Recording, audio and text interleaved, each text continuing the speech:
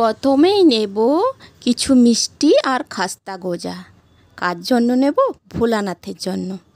ওই যে দেখছো মন্দিরটা, ওখানে আমি পুজো দিতে যাব। এই মন্দিরটার নাম কি জানো?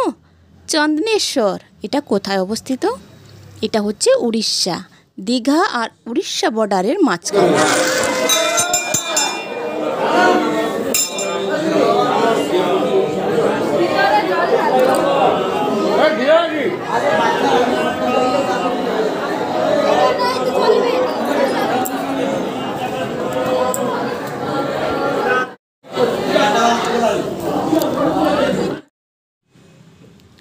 কিভাবে আসবে এই মন্দিরে?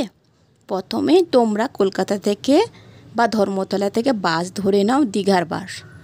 দীঘাতে নিউ দীঘাতে নেমে ওখানে টোটো আছে, ওই টোটোতে করে একদম চলে এসো মন্দিরে।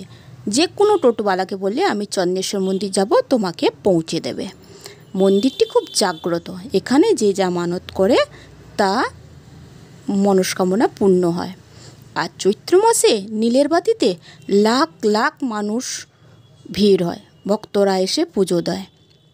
তখন কোনো দিনও এই সময় আসো না, পুজো দিতে পারবে না এত ভক্তের মধ্যে। আর এটা হচ্ছে পুণ্যপুকুর। এখানে একটা বাবার একটা জাগ্রত কার্ড আছে, ওইটা চৈত্র মাসে তোলা হয়। ফের চড়ক তোকে পূজা পাঠ করে চড়ক মেলা বসে। এই কার্ড তোলার সময় 100 জন তুললেও আবার পালিয়ে স্লিপ করে যায়, কেউ তুলতে পারে না। তখন হর হর মহাদেব বলে ওই কার্ডটাকে তুলে। তাই এই মন্দিরটি খুব জাগ্রত। এখানে কিন্তু ভোলানাথকে দেখতে পাবে না, এটা আপনা আপনি সৃষ্টি হয়েছে। এর গল্প পরে বলবো, তবুও ছোট করে বলছি। এখানে একটা গরিব বাড়ির বউ ছিল, গরু চড়াতে যেত, তো একটা গাই গরু ওখানে গিয়ে দাঁড়াতো আর দুধ পড়তো আপনা আপনি থেকে।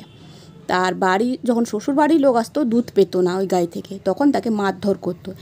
একদিন ওই বউটা লুকিয়ে দেখতে পায় এই সব দৃশ্য, তখন গ্রামের লোককে বলে মাটি খুঁড়তে, তো এই ঠাকুরকে পায়, তবে থেকে পূজিত হচ্ছে। আজকে 100 বছরের আগেকার ঘটনা। তখন এখানে হুগলা জঙ্গল ছিল, কেউ আসতো না এই জঙ্গলে। আর ফেরার পথে আমি কয়েকটি বেতের ঝুড়ি নিলাম। এখানে বেত চাষ খুব বেশি করে হয়, তাই হাতের তৈরি আমি বাড়ি নিয়ে এলাম। আর তোমরা কমেন্টে হর হর মহাদেব লিখবে।